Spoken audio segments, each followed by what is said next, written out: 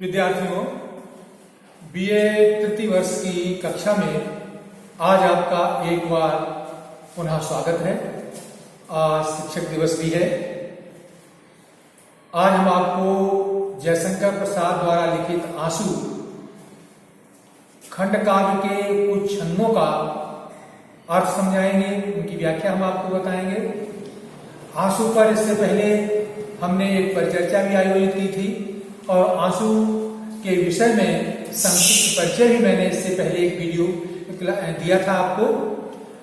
तो उसमें मैंने स्पष्ट किया था कि आंसू जयशंकर प्रसाद का एक ऐसा काव्य है जिसमें उन्होंने अपने प्रियतम को संबोधित किया है। ये प्रियतम निश्चित रूप से कोई लौकिक प्राणी है, लेकिन इसमें कुछ छंद ऐसे भी हैं जिनका संबंध अलौकिक प्रेम की ओर भी जाता है।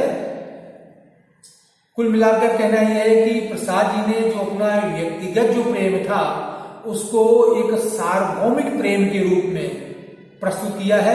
उस प्रेम की सत्ता को सारे ब्रह्मांड में, सारे संसार में व्याप्त उन्होंने दिखाया है। तो अब हम चलिए आपके सामने व्याख्या प्रस्तुत कर रहे हैं।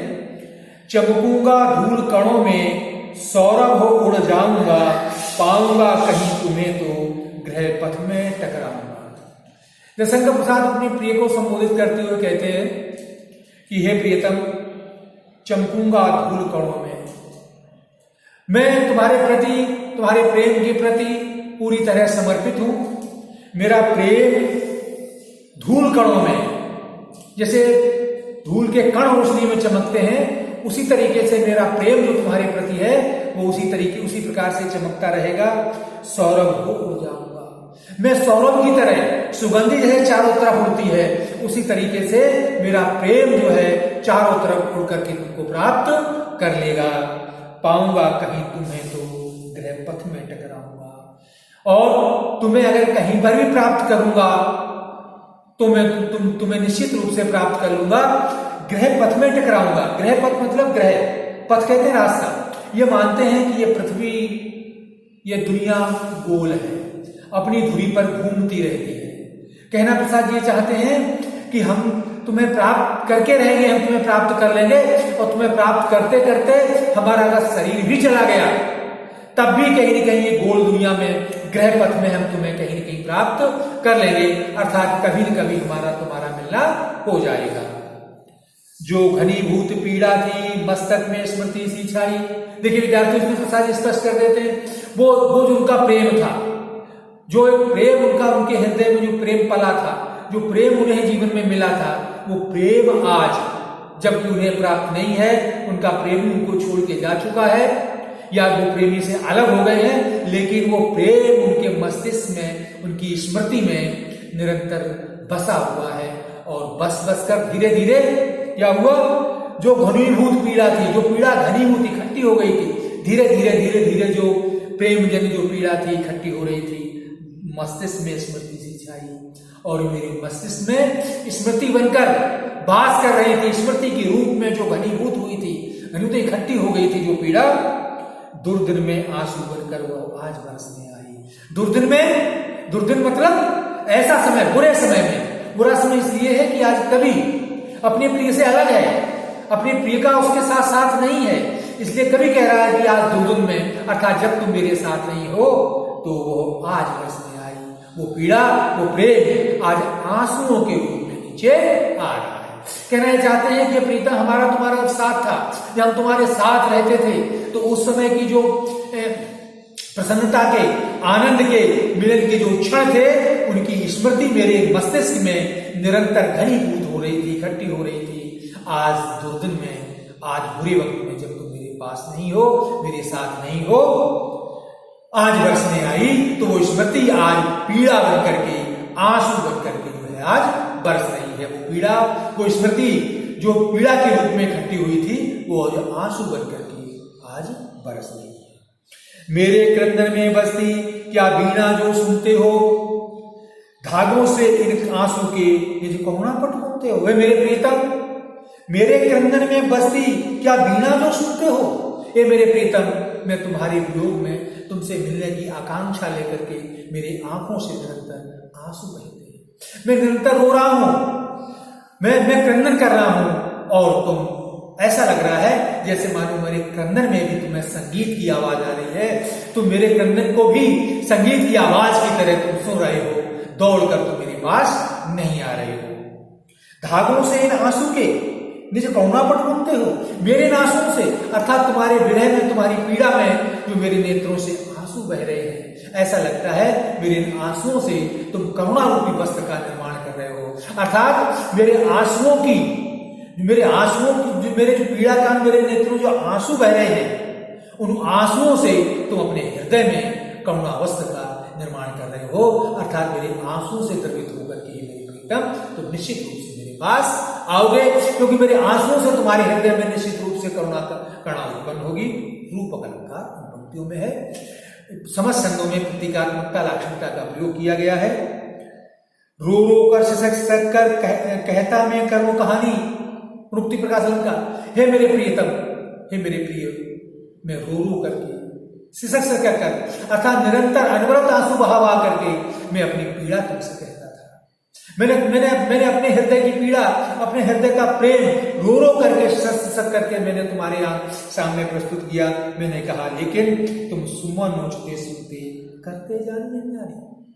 तुम सुमन नोचते सुनते, सुमन नोचना एक मुहावरा, कहना चाहते हैं कि तुमने हमारी उस पीड़ा पर, तुमने हमारी उस वेदना पर, मैंने जो अपनी प्रेम वेदना तुम्हारे सामने प्रस्तुत की, हे प्रियतम, तुमने उस पर कभी ध्यान नहीं दिया। जाने अनजाने अर्थात तुम सब जानते हुए भी अनजान बने रहे।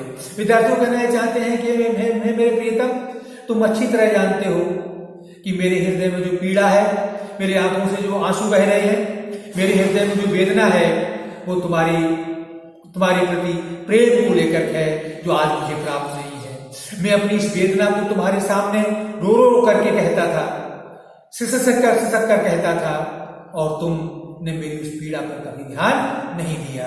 तुम जाने अनजाने, यानी जानते हुए भी तुम अनजान बने रहे। सुमन उछते अर्थात मैं अपनी पीड़ा कहता था और तुम अपने इस कार्य में लगे रहते थे, उसमें व्यस्त रहे।